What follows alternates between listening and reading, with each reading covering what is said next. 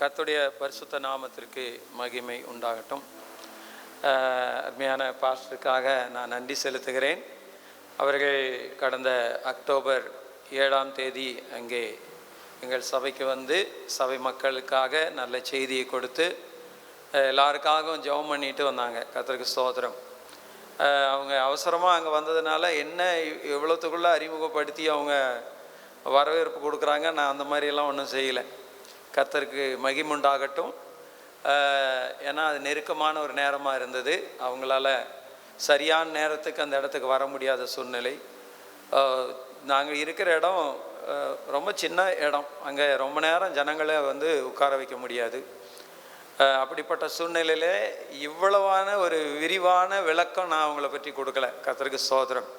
நேற்று நான் இங்கே தற்செயலாக அல்ல, ஆண்டவர் கொண்டு வந்தார்னு தான் நான் விசுவாசிக்கிறேன். கர்த்தருக்கு மகிமுண்டாகட்டும்.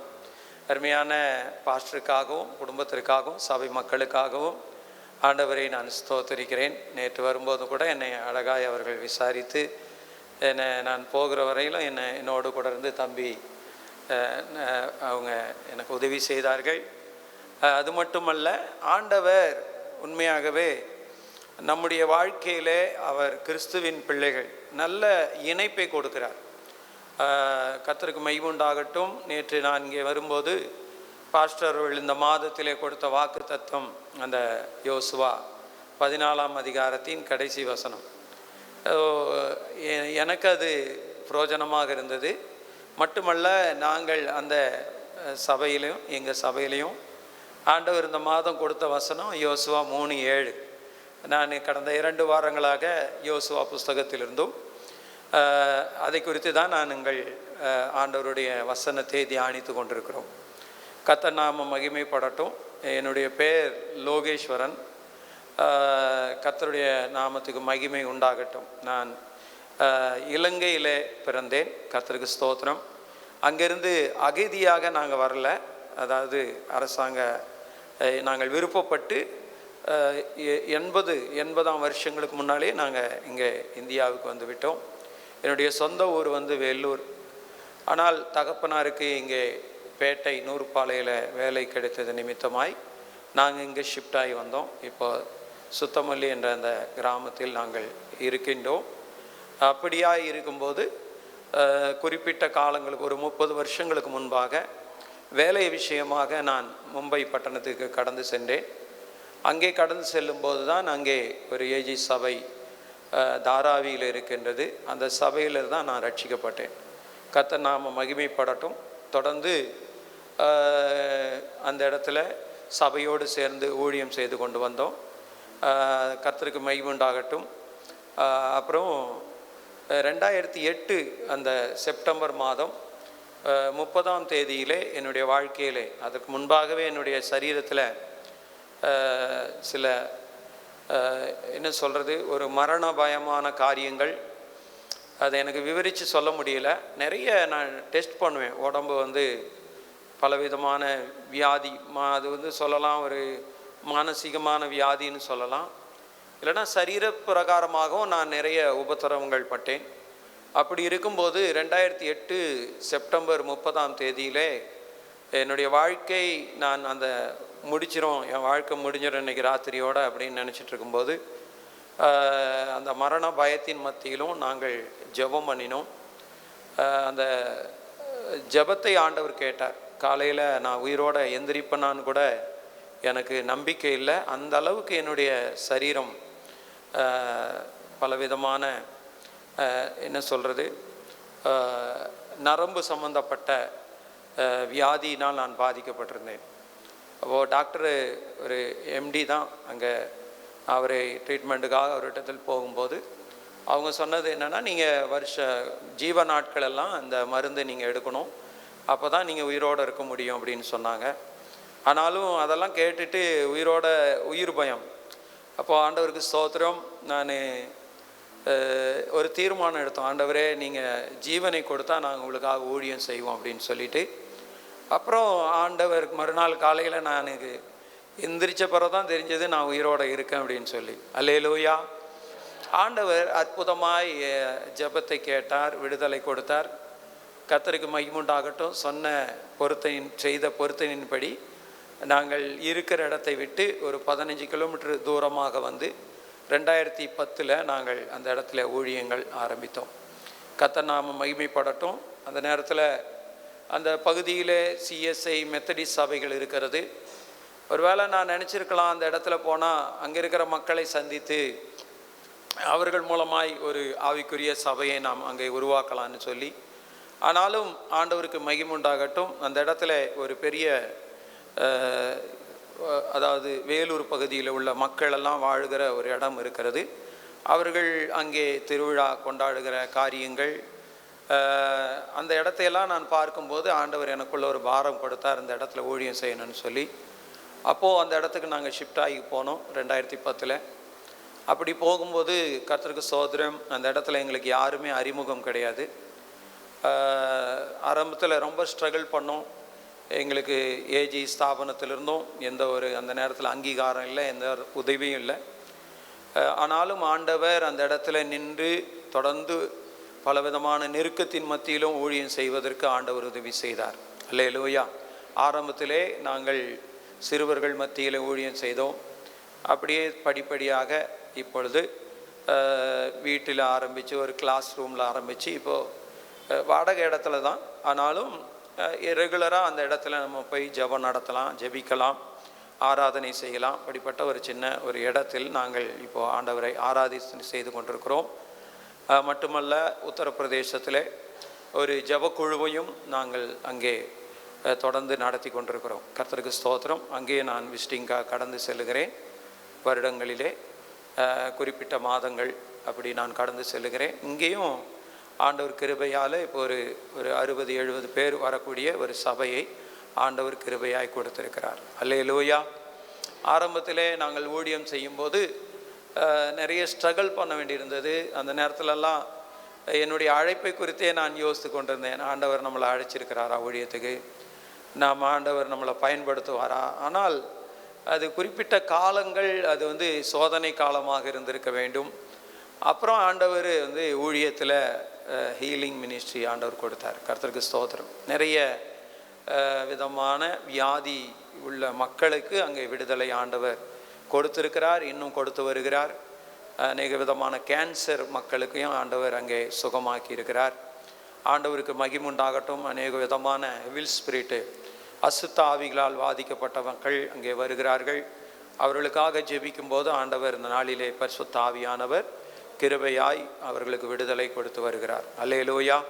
அங்கே இந்தி மராட்டி மக்கள் வருகிறார்கள் அதிகமாய். நீங்கள் அதற்காக ஜெபம் பண்ணி கொள்ளுங்கள். ஒரு சில தமிழ் குடும்பங்கள் இருக்கிறார்கள், ஒரு 3 குடும்பங்கள். அப்படி தொடர்ந்து நீங்கள் எங்களுக்காகவும் ஊழியத்துக்காகவும் ஜெபம் பண்ணி கொள்ளுங்கள். கர்த்தர் உங்களை ஆசீர்வதிப்பார். உங்களுக்காகவும் சிமின்னா சபைக்காகவும் அதிகமாய் நான் ஜெபிப்பதற்கு பிரயாசம் எடுப்பேன். அல்லேலூயா. விசேஷமாக இந்த நாளிலே பாஸ்டரை நேற்று சந்திக்கும் போது எனக்குள்ள ஒரு உணர்வு, அவங்க 21 நாள் பாஸ்டிங் இருந்து ஜெபம் பண்ணுறாங்க. இந்த நேரத்தில் அவங்க செய்தி கொடுத்தா தான் அது பிரயோஜனமாக இருக்கும், ஜனங்களுக்கு ஆசீர்வாதமாக இருக்கும். அதனால் நான் பின்னாடியே உட்காந்துட்டு, அதனால தான் அப்படி ஒரு சூழ்நிலை வந்தது. கர்த்தர் நாம மகிமைப்படட்டும். ஆனாலும் பாஸ்டர் அவர்கள் நாளிலே ஆண்டவருடைய வசனத்தை சொல்லுவதற்கு எனக்கு வாய்ப்பளித்ததற்காக ஆண்டவருக்கு நான் நன்றி செலுத்துகிறேன். கர்த்தர் நாமத்தை மகிமைப்படுத்த ஆண்டவர் நமக்கு உதவி செய்வாராக. அல்லேலூயா. அப்போ பாஸ்டர்கிட்ட நான் கேட்டேன், இதை எப்படி ஆண்டவர், அவங்களே சொன்னாங்க நேற்று நாங்கள் மாற்றத்தை குறித்து இந்த நாளிலே இந்த 21 நாளும் சிந்தித்து கொண்டிருக்கிறோம். ஆண்டவர் பாஸ்டர் தனிநபர் வாழ்க்கையிலே, குடும்பத்திலே, சபையிலே அப்போது ஒரு மாற்றம் வேண்டும், மாற்றம் வேண்டும். அப்போ ஆண்டவருக்கு மகிமை உண்டாகட்டும். அப்போது அந்த மாற்றத்துக்காக நாங்கள் ஜெபம் பண்ணுறோம் அப்படின்னு அவங்க சொன்னாங்க. அப்போ நமக்கு நம்முடைய வாழ்க்கையிலே மாற்றம் எப்படி வரும் அப்படின்னா, இயேசு கிறிஸ்து நம்முடைய வாழ்க்கையில் வரும்போது என்ன வருகிறது? மாற்றங்கள் வருகிறது. அல்லேலூயா, அல்லேலூயா. ஆனால் அந்த தொடர்ந்து அந்த மாற்றம் நம்முடைய வாழ்க்கையிலே ஒவ்வொரு நாளும் நடக்க வேண்டும். நம்முடைய ஆவிக்குரிய வாழ்க்கையிலும், குடும்ப வாழ்க்கையிலும், நம்முடைய கேரக்டர்லேயும் அந்த மாற்றம் உருவாகும்போது தான் ஆண்டவர் சொன்னார் இல்லையா, நான் பரிசுத்தராய் இருக்கிறது போல நீங்களும் பரிசுத்தராய் இருங்கள். உங்கள் பிதா பரமபிதா பூரண சர்க்குணராய் இருக்கிறது போல நீங்களும் என்ன செய்யுங்க. 5:44 இல்லையா? மத்தேயு 5:44 ஆண்டவர் என்ன சொல்கிறாரு? நீங்கள் உங்கள் பரமபிதா பூரண சர்க்குணராக இருக்கிறது போல நீங்களும், அந்த வசனத்தை முடிங்களேன். பூரண சர்க்குணராக இருக்க கடவீர்கள் இல்லைங்களா? கர்த்தருக்கு மகிமை உண்டாகட்டும். அப்போ ஆண்டவர் நம்மை அவரை போல ஆகணும்னு ஆண்டவர் விரும்புகிறார். அல்லேலூயா. அப்போ அதற்கு நமக்கு முக்கியமான ஒரு காரியத்தை ஆண்டவர் கொடுத்துருக்கிறான்னா அது வேத வசனம் இல்லைங்களா? வேத வசனம் தான் நம்முடைய வாழ்க்கையிலே சோத்திரம், நம்முடைய குடும்பத்திலே, நம்முடைய தனிப்பட்ட ஜீவியத்திலே என்ன செய்யும்? மாற்றத்தை கொண்டு வருகிறோம்.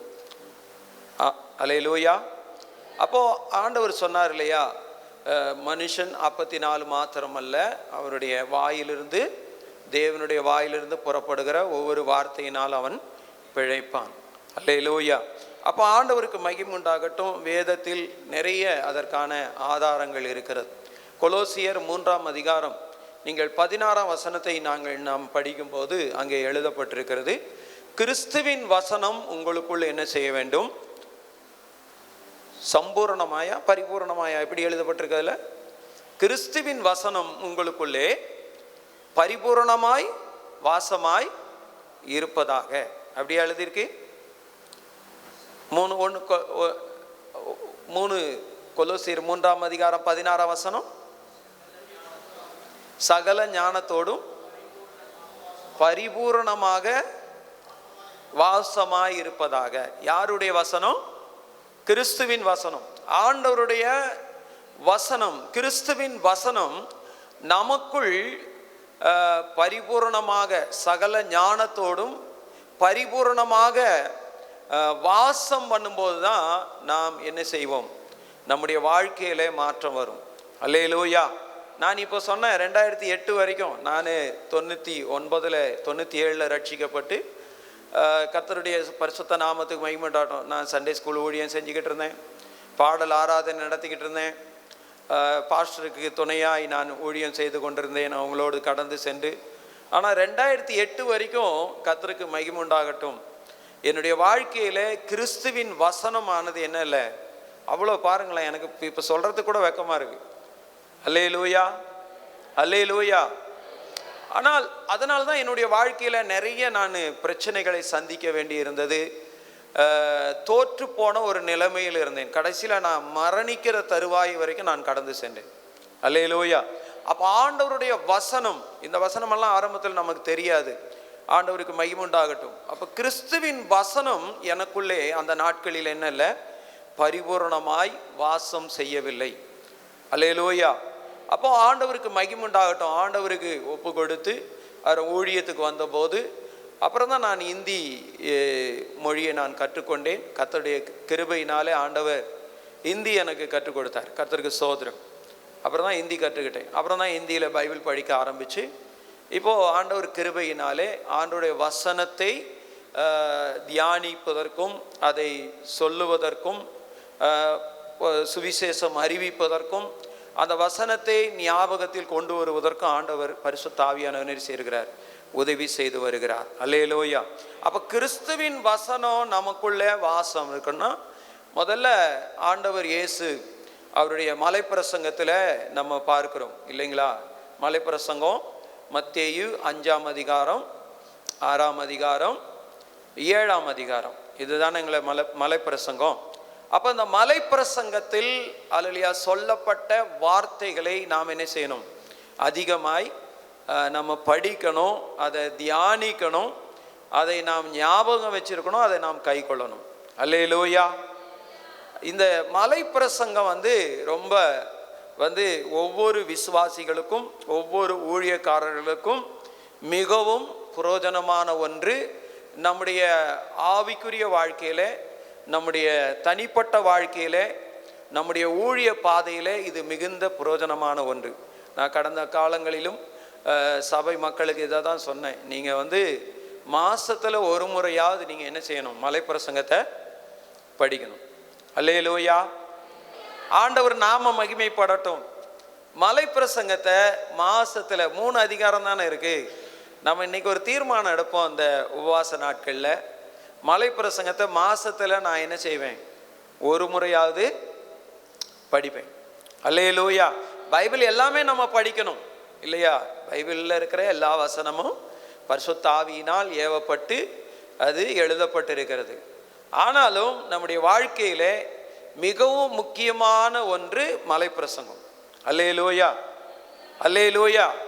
அப்போ அந்த பிரசங்கத்தில் வந்து நம்முடைய வாழ்க்கைக்கு தேவையான, ஊழியத்துக்கு தேவையான, குடும்பத்திற்கு தேவையான, சமுதாயத்துக்கு தேவையான, எதிர்காலத்திற்கு தேவையான, அல்லேலூயா, பொருளாதாரத்துக்கு தேவையான அத்தனை ஆலோசனைகளையும் ஆண்டவர் என்ன செஞ்சிருக்கிறார், அதில் கொடுத்திருக்கிறார். அல்லேலூயா. நீங்கள் 5ஆம் அதிகாரம் 1 நீங்கள் 12ஆம் வசனம் வரைக்கும் நீங்கள் மத்தேயில படிச்சீங்கன்னா உங்களுக்கு தெரியும் யார் பாக்கியவான்கள் என்று ஆண்டவர் சொல்லுகிறார். யார் பாக்கியவான்கள் இல்லைங்களா? அது நீங்கள் வரிசையா ஆண்டவர் சொல்றார், யார் பாக்கியவான்கள். அப்போ நம்ம பாக்கியவான்கள் ஆக வேண்டும் என்று சொன்னால் என்ன செய்ய வேண்டும் அப்படி என்று ஆண்டவர் என்ன செய்கிறார், நமக்கு அங்கே உபதேசம் கொடுத்திருக்கிறார், கற்றுக் கொடுத்திருக்கிறார். அல்லேலூயா, அல்லேலூயா, அல்லேலூயா. நிறைய நேரத்தில் நம்ம என்ன நினைக்கிறோன்னா, நம்மளை விட மற்ற உலக மக்கள் எல்லாம் பார்க்கும்போது அவங்க தான் பாக்கியவான்கள் போல நமக்கு தெரியுது. கர்த்தருக்கு ஸ்தோத்திரம். அப்போ அந்த தாட்டு, அந்த நினைவு நம்மளை விட்டு நீங்கணும்னு சொன்னால் நம்ம மலை பிரசங்கத்தில் உள்ள இந்த பாக்கியவான்கள் வசனத்தை எப்பொழுதும் என்ன செய்யணும், மனதிலே பதிய வைக்க வேண்டும். அல்லேலூயா. அது மட்டுமல்ல, நாம் கர்த்தருக்கு ஸ்தோத்திரம், நீங்கள் 5ஆம் அதிகாரம் 13-16 வசனத்தில் நீங்கள் படிக்கும்போது தெரியும். அங்கே ஆண்டவர் சொல்றாரு, உப்பும் வெளிச்சம் அப்படின்னு சொல்றாரு. உப்பையும் வெளிச்சத்தையும் குறித்து ஆண்டவர் சொல்றாரு. அந்த உப்பு யாரு? நீங்களும் நானும் தான். அல்லேலூயா. அந்த வெளிச்சம் யாரு? நீங்களும் நானும் தான். நம்ம அப்போ வசனத்தை நாம அதை ஏற்றுக்கொள்ளாமல், அதை புரிந்து கொள்ளாமல், அதை மனதில் வைத்து கொள்ளாமல் இந்த அனுபவத்துக்குள் நாம் என்ன செய்ய முடியாது, இருக்க முடியாது. அல்லேலூயா. உப்பும் வெளிச்சமும் என்ன செய்யணும்னா ஒரு மாற்றத்தை கொண்டு வரும். உப்பு என்ன செய்கிறது, ஒரு பதார்த்தத்திலே, ருசி இல்லாத பதார்த்தத்தில் என்ன கொண்டு வருகிறது, ருசியை கொண்டு வருவது, மாற்றத்தை கொண்டு வருவது. அதே போல தான் வெளிச்சமும் இல்லைங்களா? கர்த்தருக்கு ஸ்தோத்திரம். இருளான ஒரு இடத்திலே வெளிச்சம் வரும்போது அந்த இருள் என்ன செய்கிறது, மாறி போகிறது. அப்போ ஒரு மாற்றம் உண்டாகிறது. அப்போ நீங்களும் நானும், திருச்சபையானது, தனிப்பட்ட ஒவ்வொரு விசுவாசிகளும், ஊழியக்காரர்களும் சமுதாயத்திலே, குடும்பத்திலே, தேசத்திலே மாற்றத்தை கொண்டு வருவதற்கு ஆண்டவரால் நாம் என்ன செய்கிறோம், நியமிக்கப்பட்டிருக்கிறோம். அல்லேலூயா, அல்லேலூயா. அப்போ ஆண்டவருடைய பரிசுத்த நாமத்துக்கு மகிமை உண்டாகட்டும். நீங்கள் 5ஆம் அதிகாரம் 13-16 வரைக்கும் நீங்கள் படிக்கும்போது நியாயப்பிரமாணத்தை குறித்த விளக்கத்தை ஆண்டவர் இயேசு அங்கே என்ன செய்கிறார், சொல்லுகிறார். சுருக்கமாக நியாயப்பிரமாணத்தின் அதனுடைய சாராம்சம் என்ன, அதை குறித்து ஆண்டவர் என்ன செய்கிறார், அங்கே சொல்லி கொடுக்கிறதை நாம் பார்க்கிறோம். அப்போது நீங்கள் பார்க்கும்போது 5ஆம் அதிகாரம் 21-26 வசனம் வரைக்கும் நீங்கள் பார்க்கும்போது கோபம் அது எதுக்கு ஒப்பாக ஆண்டவர் சொல்லுகிறார்னா, கொலைக்கு ஒப்பாக சொல்லுகிறார். அல்லேலூயா. எரிச்சல் கொள்வது, கோபம் கொள்வது. அப்போ ஆண்டவருக்கு மகிமை உண்டாகட்டும். இந்த மலை பிரசங்கத்தை நாம் அதிகமாய் தியானிக்கும் போது இப்படிப்பட்ட காரியங்களிலிருந்து நாம் என்ன செய்ய முடியும், விலகி இருக்க முடியும். இல்லைன்னா நம்ம இதாக சொல்லிக்குவோம், இல்லை பிரச்சனை இல்லை, நம்ம இது ஒரு சாதாரணமான விஷயந்தான் அப்படின்னு சொல்லி. இன்றைக்கி நிறைய நாம் பார்க்குறோம் கிறிஸ்தவ சமுதாயத்தில் அநேக என்ன சொல்கிறது, சமூக ஊடகங்களில் பலவிதமான காரியங்கள் புறஜாதிகள் மத்தியிலும் அது சொல்லப்படுகிறது எல்லாருக்கும். காரணம் என்னென்னா, ஒவ்வொரு கிறிஸ்தவர்களும், ஒவ்வொரு விசுவாசிகளும், ஊழியக்காரர்களும் இந்த மலை பிரசங்கத்தை என்ன செஞ்சிட்டாங்க, மறந்து போயிட்டாங்க. அல்லேலூயா, அல்லேலூயா. கர்த்தருக்கு மகிமை உண்டாகட்டும். இது நிறைய பாட்டு பாடினா அவங்க நினச்சிக்கிறாங்க நாம் பெரிய பிரபலமான ஒரு கிறிஸ்தவ நபர், ஒரு ஆண்டவரால் பயன்படுத்தப்படுகிறவர். அப்படி அல்ல இல்லையா?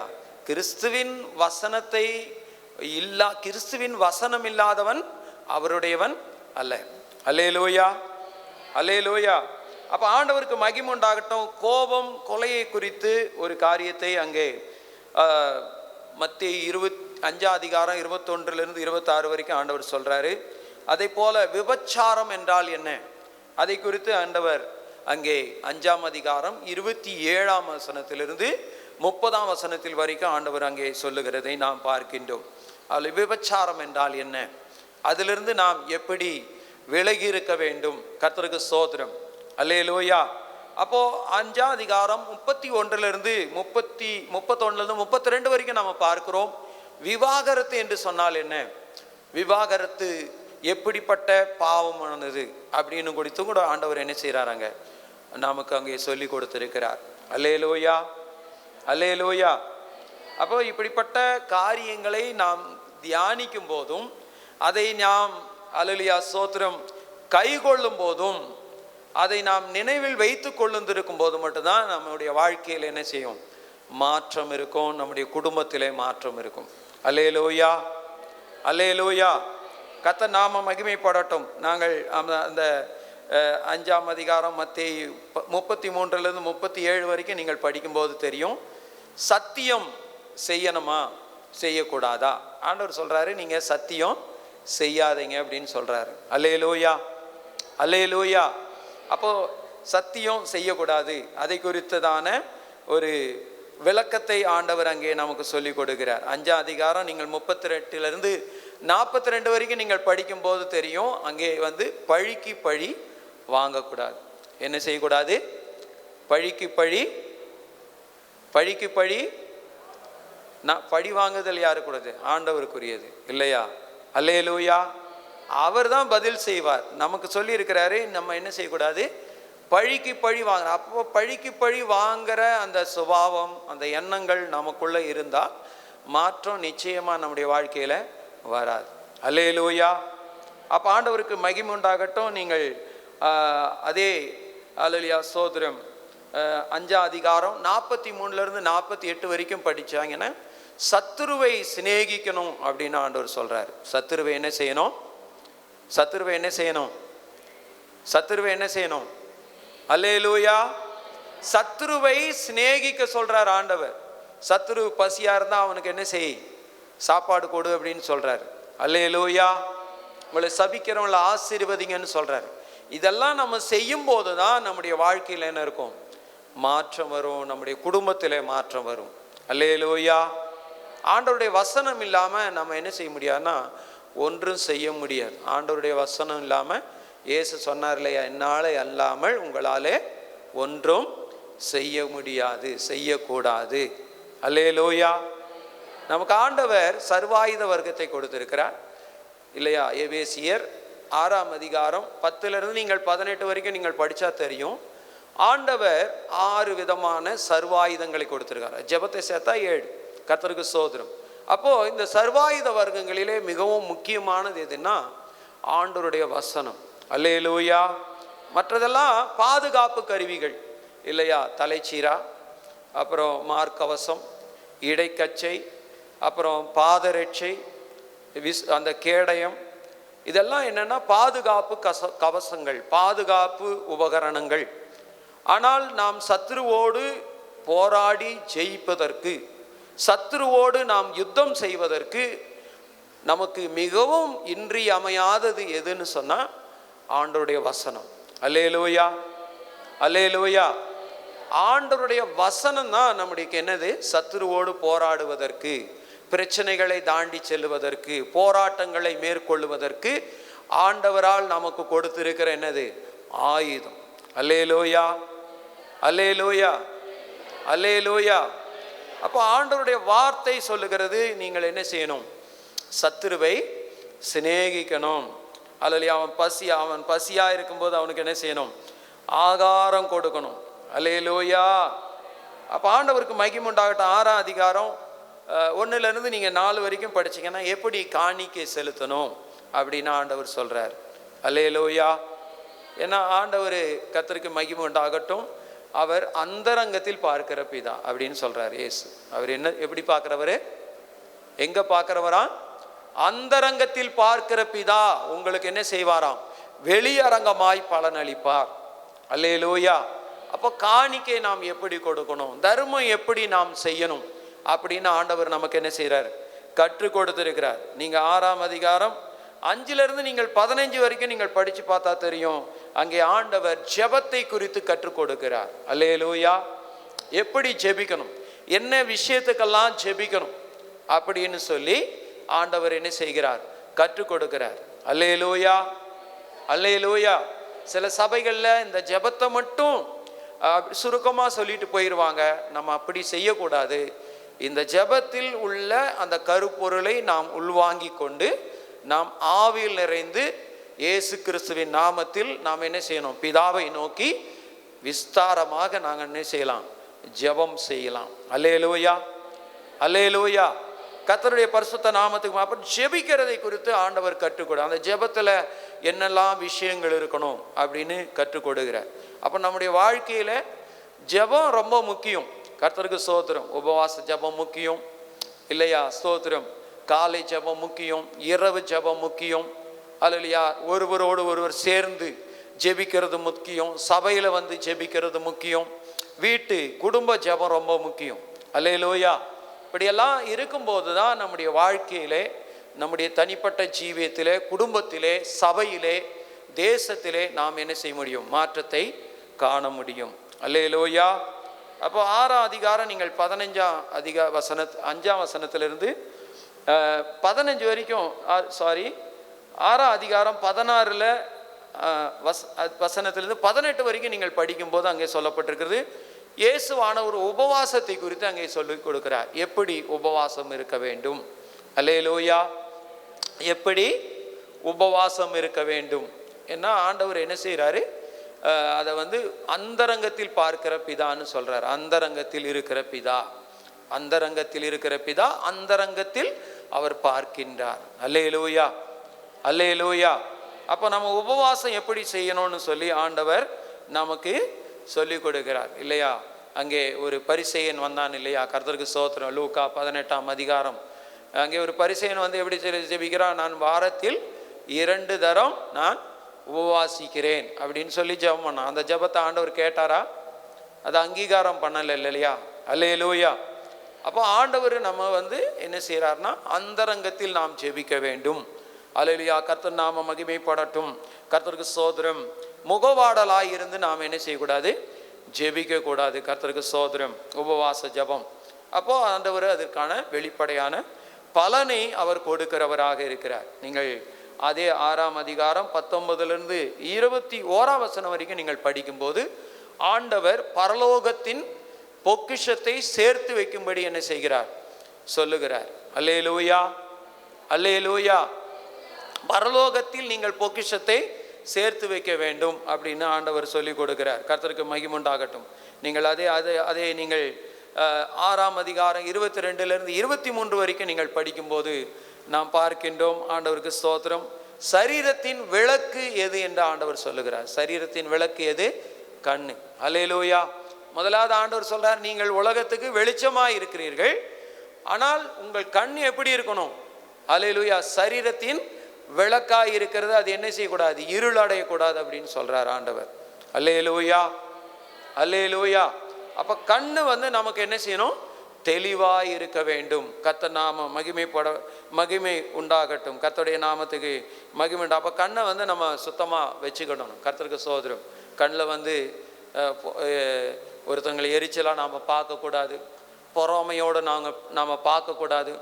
தவறான பார்வையை நாம் செலுத்தக்கூடாது. இப்படி பல காரியங்கள் அதில் இருக்குது. கர்த்தருக்கு மகிமை உண்டாகட்டும். அது கண் வந்து சரீரத்தின் விளக்காய் இருக்கிறது அப்படின்னு ஆண்டவர் சொல்றாரு. அப்போ 6 அதிகாரம் 24லிருந்து 34ஆம் வசனம் வரைக்கும் நீங்கள் படிக்கும்போது தேவனை குறித்தும் இந்த உலகத்தின் ஐஸ்வர்யத்தை குறித்தும் ஆண்டவர் என்ன செய்கிறார், கற்றுக் கொடுக்கிறார். அங்கதான் ஆண்டவர் சொல்றாரு, முதலாவது தேவனுடைய ராஜ்யத்தையும் அவருடைய நீதியையும் தேடுங்கள், அப்பொழுது இவைகளெல்லாம் உங்களுக்கு கூட கொடுக்கப்படும் என்று சொல்லுகிறார். அல்லேலூயா, அல்லேலூயா. அதுல தான் ஆண்டவர் சொல்றாரு, நீங்க கவலைப்படக்கூடாது அப்படின்னு சொல்றாரு. கவலைப்படுவது ஒரு பாவமான செயல் அப்படின்றதை நாம் அங்கே படிக்கிறோம். அல்லேலூயா, அல்லேலூயா, அல்லேலூயா. கர்த்தர் நாம மகிமைப்படட்டும்.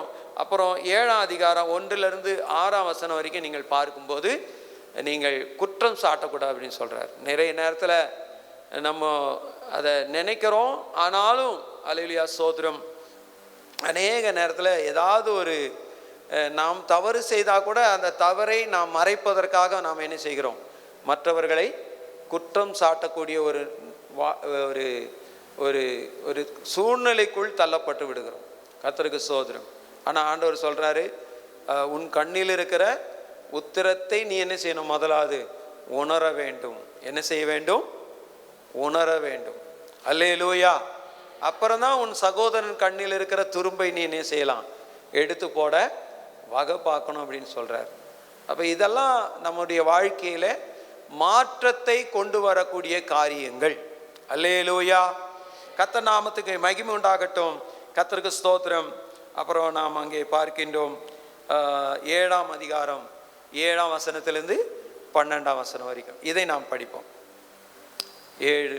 7ஆம் அதிகாரம், மத்தேயு 7ஆம் அதிகாரம் 7ஆம் வசனத்திலிருந்து 12 வரைக்கும். கேளுங்கள், அப்பொழுது உங்களுக்கு கொடுக்கப்படும், தேடுங்கள், அப்பொழுது கண்டடைவீர்கள், தட்டுங்கள், அப்பொழுது உங்களுக்கு திறக்கப்படும். ஏனென்றால் கேட்கிறவன் எவனும் பெற்றுக்கொள்ளுகிறான், தேடுகிறவன் கண்டடைகிறான், தட்டுகிறவனுக்கு திறக்கப்படும். உங்களில் எந்த மனுஷனானாலும் தன்னிடத்தில் அப்பத்தை கேட்கிற தன் மகனுக்கு கல்லை கொடுப்பானா? மீனை கேட்டால் அவனுக்கு பாம்பை கொடுப்பானா? ஆகையால் பொல்லாதவர்களாகிய நீங்கள் உங்கள் பிள்ளைகளுக்கு நல்ல ஈவுகளை கொடுக்க அறிந்திருக்கும் போது பரலோகத்தில் இருக்கிற உங்கள் பிதா தம்மிடத்தில் வேண்டிக் கொள்ளுகிறவர்களுக்கு நன்மையானவைகளை கொடுப்பது அதிக நிச்சயம் அல்லவா? அல்லேலூயா. 6ஆம் அதிகாரத்திலே ஆண்டவர் ஜெபத்தில் என்ன சாராம்சம் எல்லாம் இருக்கணும் அப்படின்னு சொல்லி கொடுக்கிறார். இந்த 7ஆம் அதிகாரத்திலே ஆண்டவர் அல்லேலூயா தொடர்ந்து நாம் ஆண்டவரிடத்திலே விசுவாசத்தோடு ஜெபிப்பதற்கான வாக்கு தத்தங்களை நமக்கு கொடுக்கிறார். அல்லேலூயா, அல்லேலூயா. அப்போ நாம் ஜெபம் பண்ணும்போது நம்முடைய வாழ்க்கையில் என்ன வரும், மாற்றங்கள் உண்டாகும். அதுக்காக தான் பாஸ்டர் இந்த 21 நாள் உபவாச ஜெபத்தை இங்கே ஒழுங்குபடுத்தி இருக்கிறார்கள். நாங்களும் அங்கே மும்பை பட்டணத்திலே இப்படி 3 நாள் ஜெபம் வைப்போம். அதே போல் ஒவ்வொரு வெள்ளிக்கிழமையிலையும் உபவாச ஜெபம் காலையிலையும் இருக்கும், மாலையிலையும் இருக்காங்க. கர்த்தருக்கு ஸ்தோத்திரம். அப்போ அதுக்கும் ஜனங்கள் உற்சாகமாய் கடந்து வந்து வட இந்திய மக்கள் அதிகமாய் உபவாசம் செய்வதில் அவங்க இன்றைக்கும் புறஜாதி மக்கள் ஆண்டவரை அறியாத அந்த சூழ்நிலையிலும் கூட அவர்கள் இரவும் பகலும் அவருடைய பிள்ளைகளுக்காக, சில நேரத்தில் அவங்களுடைய கணவருக்காக ஒரு குறிப்பிட்ட அந்த மாதத்தின் நாட்கள் வரும். அந்த நாட்களில் அவர்கள் அந்த காலத்துலேருந்து அவங்க என்ன செய்கிறாங்கன்னா, ஆண்களெல்லாம் நல்லா சாப்பிடுவாங்க, தண்ணி குடிப்பாங்க, நல்லா இருப்பாங்க. ஆனால் பெண்கள் மட்டும் என்ன செய்வாங்கன்னா, அவங்கள மட்டும் அந்த உபவாசம் செய்ய விடுவாங்க. கர்த்தருக்கு ஸ்தோத்திரம். அங்கே அவங்க என்ன செய்வாங்கன்னா விரதம் இருப்பாங்க. பிள்ளைங்களுக்கு, ஆண் பிள்ளைங்களுக்காக விரதம் இருப்பாங்க, கணவருக்காக விரதம் இருப்பாங்க. அது தனித்தனியாக அந்த ப்ரோக்ராம் அவங்களுக்கு வரும். அப்படிப்பட்ட மக்கள் கூட்டத்திலேருந்து தான் ஜனங்கள் சபைக்கு வரும்போது அவங்களுக்கு ஜெபிப்பதற்கு ஈஸியாக இருக்குது. அவங்க அந்த புறஜாதி மார்க்கத்தில் அவங்க இருக்கும்போது அவங்க ஒரு நாள் முழுக்க தண்ணி குடிக்க மாட்டாங்க. அந்த அளவுக்கு அவங்க தண்ணி குடிக்காமல் சாப்பிடாமல் அந்த கணவன்மாருக்கும் அவங்க பிள்ளைகளுக்கு, ஆண் பிள்ளைகளுக்காக ஜெபம் பண்ணும்போது அந்த அளவுக்கு அவங்க என்னென்னா கடுமையாக அவர்கள் உபவாசம் எடுப்பார்கள். அல்லேலூயா. கர்த்தர் நாமத்துக்கு மகிமை உண்டாகட்டும். அப்போ உபவாச ஜெபம் கர்த்தருக்கு ஸ்தோத்திரம் இல்லையா? தொடர்ந்து நாம் ஜெபிக்கிற ஜெபம். ஆண்டவர் ஜெபத்தை கேட்கிறவர் இல்லையா? வேதத்தில் சொல்லப்பட்டிருக்கிறது இல்லையா? ஜெபத்தை கேட்கிறவரே மாம்சமான யாவரும் உம்மிடத்துக்கு வருவார்கள். நாம் அஞ்ஞானிகளாக இருந்தபோது ஊமையான விக்கிரகங்களிடத்தில் என்ன செய்தோம்? மனதை செலுத்தினோம். எனக்கும் ஆரம்பத்தில் ஜெபிக்கிறதுக்கு தெரியாது. கர்த்தருக்கு ஸ்தோத்திரம். அந்த 97ஆம் வருஷத்தில் நான் ரட்சிக்கப்பட்டு சபைக்கு போகும்போது அங்கே இருக்கிற சபை மக்களெல்லாம் ஜெபிக்கும்போது எனக்கு ரொம்ப ஆசையாக இருக்கும், இவங்கள மாதிரி நானும் ஒரு ஜெபம் பண்ணணும். அப்போது அதற்காக நான் நிறைய பிரயாசம் எடுப்பேன். அவங்க ஜெபிக்கிறது, நான் ரோட்டிலே இப்படியே நடந்து செல்லும்போது பாடல் பாடிக்கொண்டே செல்லுவேன். அதே போல் ஜெபம் பண்ணிக்கிட்டே போவேன். என்னால் அந்த ஸ்டார்டிங்கில் ஒரு வீட்டு கூட்டத்தில் தான் அந்த இடத்துல நிறைய பேர் அன்றைக்கி வரல. அப்புறம் அந்த ப்ரேயர் செல் லீடரு நீங்கள் ஜெபம் பண்ணுங்க அப்படின்னாரு. அந்த பிரதர் சொன்ன உடனே எனக்கு ஜெபிக்க முடியல. ஆனாலும் அன்றைக்கி தான் நான் ஜெபம் பண்ண ஆரம்பித்தேன். கர்த்தருக்கு ஸ்தோத்திரம். ஆனால் தொடர்ந்து ஜெபிப்பதற்கு ஆண்டவர் உதவி செய்கிறார். ஜெபிக்கிறதுக்கு பரிசுத்த ஆவியானவர் கிருபை செய்கிறார். ஜெபத்தை கேட்கிற நம்முடைய ஆண்டவர் இருக்கின்றார். கர்த்தராகிய இயேசு கிறிஸ்துவும் நம்மை முற்றுமுடிய ரட்சிக்க வல்லவராய் அவர் பிதாவின் வலது பாரிசத்திலே என்ன செய்கிறார்? எபிரேயர் 7ஆம் அதிகாரம் 25 இல்லைன்னா 26 நினைக்கிறேன். அவர் நமக்காக என்ன செய்கிறார்? முற்றுமுடிய ரட்சிக்க வல்லவராய் அவர் எப்பொழுதும் வேண்டுதல் செய்து கொண்டிருக்கிறார். அல்லேலூயா. அதனால் ஜெபம் நம்முடைய வாழ்க்கையில் ரொம்ப முக்கியம். நீங்கள் பார்க்கும்போது இந்த மலைப்பிரசங்கத்தில் ஆண்டவர் உபவாசத்தை குறித்து பேசுகிறார். அதே போல் ஜெபம் எப்படி செய்யணும், அந்த ஜெபத்தில் என்ன அம்சங்களெல்லாம் இருக்கணும்னு சொல்லுகிறார். அதே போல் இந்த மலைப்பிரசங்கத்தில் ஆண்டவர் தொடர்ந்து நாம் எல்லா சூழ்நிலையிலையும் ஆண்டவரை நம்பி நாம் என்ன செய்யணும்? ஜெபிக்கணும்னு சொல்கிறார் இல்லையா? அதுக்கு ஒரு உதாரணம் சொல்கிறார்ல, பொல்லாதவர்களாகிய நீங்கள் உங்கள் பிள்ளைகளுக்கு நல்ல ஈவுகளை கொடுக்க அறிந்திருக்கும் போது அப்படின்னு சொல்கிறார். அல்லேலூயா. ஆண்டவர் நாம் மீனை கேட்டால் அவர் மீனை கொடுக்க வல்லவராக இருக்கிறார். நாம் முட்டையை கேட்டால் அவர் முட்டையை கொடுப்பதற்கு வல்லவராக இருக்கிறார். அல்லேலூயா. நாம் அப்பத்தை கேட்டால் அப்பத்தை கொடுப்பதற்கு அவர் வல்லவராய் இருக்கிறார். அல்லேலூயா. நீங்கள் விசுவாசத்தோடு ஜெபத்திலே எவைகளை எல்லாம் கேட்டுக்கொள்வீர்களோ அவைகளை எல்லாம் பெற்றுக்கொள்வீர்கள் என்று ஆண்டவர் நமக்கு வாக்கு கொடுத்திருக்கிறார். அல்லேலூயா. அதனால் நீங்கள் தொடர்ந்து விசுவாசத்தோடு ஜெபிக்கலாம். அதற்கான நிறைய வாக்கு தத்தங்களை ஆண்டவர் நமக்கு கொடுத்திருக்கிறார். நமக்கு சோர்ந்து போகும் நேரமெல்லாம் பரிசுத்த ஆவியானவர் என்ன செய்கிறார்? ரோமர் 8ஆம் அதிகாரம் 26ஆம் வசனத்தின்படி நம்ம என்ன செய்கிறார்? நமக்குள்ளிருந்து பரிசுத்த ஆவியானவர் ஜெபிக்கிறார். அல்லேலூயா. அல்லேலூயா. அப்போ ஆண்டவருக்கு மகிமை உண்டாகட்டும். அல்லேலூயா. ஸ்தோத்திரம். அதனால் நம்ம ஜெபத்தை என்ன செஞ்சிடக்கூடாதுன்னா வாழ்க்கையில் நிப்பாடி. ஒன்று வேத வசனம், இன்னொன்று ஜெபம் நம்முடைய வாழ்க்கையில் நிறைய மாற்றங்களை கொண்டு வரும். அல்லேலூயா. அல்லேலூயா. கர்த்தருடைய பரிசுத்த நாமத்துக்கு மகிமை உண்டாகட்டும். நீங்கள் பார்க்கும்போது அதே மத்தேயு 17ஆம் அதிகாரம் 13ஆம் அதிகாரம் 13ஆம் வசனம் 14ஆம் வசனத்தில் ஆண்டவர் சொல்கிறாரு, அந்த நெருக்கமான வாசல் இடுக்கமான வாசல் வழியாய் உட்பிரவேசியுங்கள் இல்லையா? இடுக்கமான வாசல், அதே போல விரிவும் வழி விசாலமாயிருக்கிற வாசல். ஒன்று ஜீவனுக்கு போகிற வாசல், இன்னொன்று கேட்டுக்கு போகிற வாசல் இல்லைங்களா? கர்த்தருக்கு ஸ்தோத்திரம். இந்த வசனங்களெல்லாம் நமக்கு என்ன செய்யணும்? கேட்டுக்கு போகிற வாசல் அது விசாலமாக இருக்குது. நிறைய நேரம் நம்ம அதை பார்த்து அதிலே வாழுகிற மக்களை பார்த்து நாம் என்ன செய்கிறோம்? சோர்ந்து போகக்கூடிய சூழ்நிலைகளுக்குள்ளே தள்ளப்படுகிறோம். அல்லேலூயா. நாம் எப்பொழுதும் நெருக்கமான அந்த வாசலுக்குள்ளே பிரவேசிப்பதற்கு நாம் என்ன செய்ய வேண்டும்? பிரயாசப்பட்டு கொண்டே இருக்க வேண்டும். அல்லேலூயா. அல்லேலூயா. ஏன்னா ஓட்டத்தை தொடங்கினவர் என்ன செய்வார்? அந்த ஓட்டத்தை நிறைவு செய்ய நமக்கு உதவி செய்வார். அல்லேலூயா. நம்முடைய ஓட்டத்தை தொடங்கினவர் யாரு? நம்முடைய ஆண்டவராகிய இயேசு கிறிஸ்து. அல்லேலூயா. அவர் ஓட்டத்தை எப்படி முடிச்சாரு? ஜெயமா முடிச்சாரா? எப்படி முடிச்சாரு? ஜெயமா தான் முடிச்சாரு. அல்லேலூயா. ஜெயமாய் முடித்து அவர் பிதாவின் வலது பாரிசத்தில் என்ன செய்யறாராம்? உட்கார்ந்து கொண்டிருக்கிறாராம். அல்லேலூயா. அல்லேலூயா. அப்ப ஆண்டவர் உங்களுக்கு அந்த ஓட்டத்தை அந்த நெருக்கமான வாசலாக இருந்தாலும் ஓடி முடிப்பதற்கு உங்களுக்கு கிருபை செய்வாராக. அல்லேலூயா. அப்போ ஆண்டவருக்கு மகிமை உண்டாகட்டும். அடுத்தால் நாம் பார்க்கிறோம் 7ஆம் அதிகாரம் 15 23 வசனங்கள் இல்லையா? அங்கே ஆண்டவர் சொல்றாரு, கர்த்தருக்கு ஸ்தோத்திரம், மரமும் கனியும் இல்லையா? மரமும் கனி, மரங்கள் கனிகள், அதை பற்றி வித்தியாசத்தை நாம் அறிந்து கொள்ள வேண்டும் என்று சொல்லுகிறார். இன்னைக்கு அநேக நிலைமையில் பார்க்கிறோம், நிறைய தெரிந்து கொள்ளப்பட்ட மக்கள் வஞ்சிக்கப்பட்டு கொண்டிருக்கிறார்கள், ஏமாற்றப்பட்டு கொண்டிருக்கிறார்கள். கர்த்தருக்கு ஸ்தோத்திரம். கள்ள தீர்க்கதரிசிகளுக்கும் கள்ள கிறிஸ்துக்களுக்கும் கள்ள போதகர்களுக்கும் பின்னால் போயிட்டு தங்களுடைய ஆவிக்குரிய வாழ்க்கையை அவர்கள் கெடுத்து கொண்டிருக்கிறார்கள். அது உண்மை என்று சொல்லி அவர்கள் நம்பிக்கொண்டிருக்கிறார்கள். காரணம் என்னென்னா, இந்த மலை பிரசங்கம் அவங்களுக்குள்ளே இல்லை. இதெல்லாம் இருந்தால் அவங்க போவாங்களா அவங்க பின்னாடி?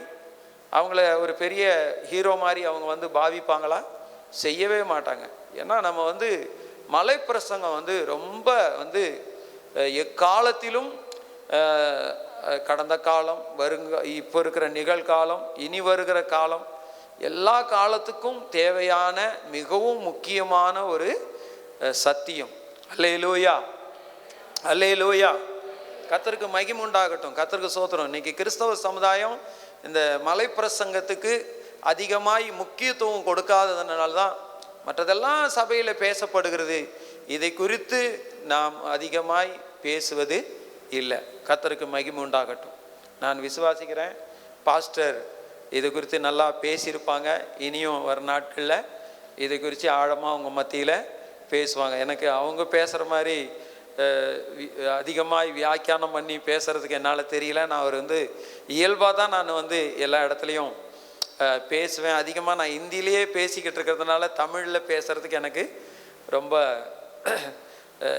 எனக்கு வந்து அது வந்து எப்படி லீட் பண்ண முடியல என்னால். அல்லேலூயா, அல்லேலூயா. அப்போ மலைப்பிரசங்கம் வந்து ரொம்ப முக்கியம். கர்த்தருக்கு ஸ்தோத்திரம். மரங்கள், கனிகள். மரத்தை எந்த நல்ல மரம் தான் என்ன செய்யும்? நல்ல கனி கொடுக்கும். கெட்ட மரம் நல்ல கனியை கொடுக்காது. அப்போது அவங்க கனியினாலே தான் நாம் என்ன செய்ய முடியும்? அறிய முடியும். அந்த நாளில் விசுவாசிகள் வந்து ரொம்ப ஜாக்கிரதையாக இருக்கணும். அந்த கனி அவங்க கனியினால் நாம் அறிந்து கொள்ள முடியும். நீங்கள் வந்து நல்லா இயல்பாக பேசுகிற மாதிரி பேசுவாங்க, உருகி பேசுவாங்க, உங்களுக்காக தீர்க்க தரிசனமெல்லாம் சொல்லுவாங்க. விசுவாசிகள் நம்பி என்ன செஞ்சிடக்கூடாது? தீர்க்க தரிசனம் உண்மைதான். ஆனால் அவங்க கனி இல்லாதவர்கள் அதை செய்யும்போது என்ன செய்யக்கூடாது? நம்பிடாதீங்க. கர்த்தருக்கு ஸ்தோத்திரம். அல்லேலூயா, அல்லேலூயா. அவங்க சொன்னாலும் நடந்தாலும் நீங்கள் என்ன செய்யக்கூடாது அப்படின்னு தான் உபாகமத்தில் சொல்லப்பட்டிருக்கு. அது நடந்தால் கூட நம்ம என்ன செஞ்சிடக்கூடாது? அதை வந்து நம்பிடக்கூடாது. அப்போ கனிகள் வந்து ரொம்ப முக்கியம். கர்த்தருக்கு ஸ்தோத்திரம். நல்ல கனிகள் இல்லையா? யோவான் ஸ்நானகனுடைய பிரசங்கத்திலேயே அதான், நல்ல கனி கொடாத மரமெல்லாம் என்ன செய்யும்? வெட்டுண்டு அக்கினியிலே போடப்படும். அல்லேலூயா, அல்லேலூயா. அப்போ நம்ம தனி நபர் நம்முடைய குடும்பத்தில், நம்முடைய சபையிலே, நம்முடைய தனிப்பட்ட வாழ்க்கையில் மாற்றம் உண்டாகன்னா நமக்கு வசனம் வந்து ரொம்ப இன்றியமையாது. வசனம் நமக்குள்ளே போய் நம்ம அதை வந்து ஏற்றுக்கொள்ளாமல், அதை நாம் கிரகித்து கொள்ளாமல், அதை நாம் கடைபிடிக்காமல் நம்ம என்னதான் செய்தாலும் நம்முடைய வாழ்க்கையில் என்ன வராது? மாற்றம் வராது. அல்லேலூயா, அல்லேலூயா. கர்த்தர் நாமத்துக்கு மகிமை உண்டாகட்டும். அப்போது ஆண்டவர் சொல்கிறாரு இந்த காரியங்கள் இல்லையா? அப்புறம் நீங்கள் 7ஆம் அதிகாரம் நீங்கள் 24 29 வசனம் வரைக்கும் நீங்கள் படித்தா போது தெரியும். நான் சொல்லிய இந்த வசனங்கள் அப்படின்னு ஆண்டவர் சொல்லுவார் இல்லையா? அப்படி தானே சொல்கிறாரு இல்லையா? 24ஆம் வசனத்தில், ஆகையால் நான் சொல்லிய இந்த வார்த்தைகளை கேட்டு இவைகளின்படி செய்கிறவன் எவனோ அவனை கன்மலையின் மேல் தன் வீட்டை கட்டின புத்தியுள்ள மனுஷனுக்கு ஒப்பிடுவேன். அல்லேலூயா. அப்போ ஆண்டவர் சொல்லிய இந்த வசனங்கள் ஒரு கிறிஸ்தவருக்குள்ள, ஒரு விசுவாசிக்குள்ள அல்லது இடம் பெற்று அவர் அதை கிரகித்து கொண்டு, அதை புரிந்து கொண்டு, இதன்படி அவர் தன் வாழ்க்கையை அமைத்து கொள்ளவில்லை என்று சொன்னால், அவர் எப்படிப்பட்ட வீட்டை கட்டுகிறார்? மணல் மேலே வீட்டை கட்டுகிறவராக இருக்கிறார். அல்லேலூயா. வசனம் வந்து ரொம்ப முக்கியம். ஆண்டவர் சொன்ன வசனங்களை நாம் என்ன செய்யணும்? கேட்கணும். இன்னைக்கு நம்ம வந்து படிக்கலாம். வசனத்தை நம்ம என்ன செய்யலாம்? அடிக்கடி படிக்கலாம். மலை பிரசங்கத்தை அன்னைக்கு கேட்டவர்கள் ஒரு முறை கேட்டிருப்பாங்க. என்னென்னா இன்னொரு முறை லூக்காவில் வேறு மாதிரி கொஞ்சம் சேஞ்சாக சொல்லப்பட்டிருக்குது. அப்புறம் கூட அது ஆண்டவர் சொல்லியிருக்கலாம். ஒரு சில நேரம் அவங்க கேட்டிருக்கலாம். ஆனால் நம்மெல்லாம் பாக்கியவான்கள். அல்லேலூயா. நம்முடைய கையிலேயே ஆண்டவர் என்ன செஞ்சுக்கிறார்? வேத புஸ்தகத்தை கொடுத்துட்டார். நம்ம அடிக்கடி அதை என்ன செய்யலாம்? நேரம் கிடைக்கும் போதெல்லாம் நம்ம வாசித்து அதை தியானித்து அல்லது அதை நம்முடைய வாழ்க்கையிலே என்ன செய்யலாம்? அப்பியாசப்படுத்தலாம். அதை வந்து நாம் பிரயோஜனப்படுத்தி கொள்ளலாம். அல்லேலூயா. அப்போது எப்படிப்பட்ட வீடு கட்டுகிற 2 பேர், ஒருத்தர் வந்து புத்தி உள்ளவர், இன்னொரு புத்தி இல்லாதவர். அல்லேலூயா, அல்லேலூயா. கர்த்தருக்கு மகிமை உண்டாகட்டும். ஆண்டவர் வந்து நமக்கு என்ன செஞ்சிருக்கிறாராம்? புத்தியை கொடுத்துருக்கிறார் அப்படின்னு தானே சொல்லப்பட்டிருக்கு. எங்கே சொல்லப்பட்டிருக்கு? அது இயேசு கிறிஸ்து வந்து நமக்கு புத்தியை கொடுத்தார் அப்படின்னு சொல்லியிருக்கு. எங்கே சொல்லியிருக்கு? 1 யோவான், மன்னிச்சுங்க, 1 யோவான் 5ஆம் அதிகாரம் 19-20 படிங்க. நாம் தேவனால் உண்டாயிருக்கிறோம் என்றும் உலகம் முழுவதும் பொல்லாங்கனுக்குள் கிடக்கிறது என்றும் அறிந்திருக்கிறோம். அன்றியும் நாம் சத்தியமுள்ளவரை அறிந்து கொள்ளுவதற்கு தேவனுடைய குமாரன் வந்து நமக்கு புத்தியை தந்திருக்கிறார் என்றும் அறிவோம். அவருடைய குமாரனாகிய இயேசு கிறிஸ்து எண்ணப்பட்ட சத்தியமுள்ளவருக்குள்ளும் இருக்கிறோம். இவரே மெய்யான தேவனும் நித்திய ஜீவனுமாய் இருக்கிறார். அல்லேலூயா, அல்லேலூயா. நாம் சத்தியமுள்ளவரை அறிந்து கொள்ளுவதற்கு தேவனுடைய குமாரன் வந்து நமக்கு என்ன செஞ்சிருக்கிறாராம்? புத்தியை தந்திருக்கிறார். தான் வேதம் அடிக்கடி சொல்லுது, நீங்கள் தெளிந்த புத்தி உள்ளவர்களாயிருங்கள். அல்லேலூயா. தெளிந்த புத்தி நமக்கு எப்படி கிடைக்கும்? எப்படி கிடைக்கும்? ஆவியானவர் கொடுப்பார். அதே நேரத்தில் நமக்கு என்ன இருக்கணும்? வசனம் அது பரிபூர்ணமாய் சகல ஞானத்தோடு நமக்குள்ள என்ன செய்யணும்? வாசமாய் இருக்கணும். அல்லேலூயா, அல்லேலூயா. அதனால் நான் பெரிய எழுப்புதல் மெசேஜெல்லாம் கொடுக்கல. சிம்பிளான ஒரு நம்முடைய வாழ்க்கைக்கு தேவையான அடிப்படை தேவையான ஒரு காரியத்தை தான் இந்த மலைப்பிரசங்கத்தை ஆண்டவர் சொன்ன சில காரியங்களை நான் உங்களுக்கு நினைப்பூட்டி இருக்கிறேன்.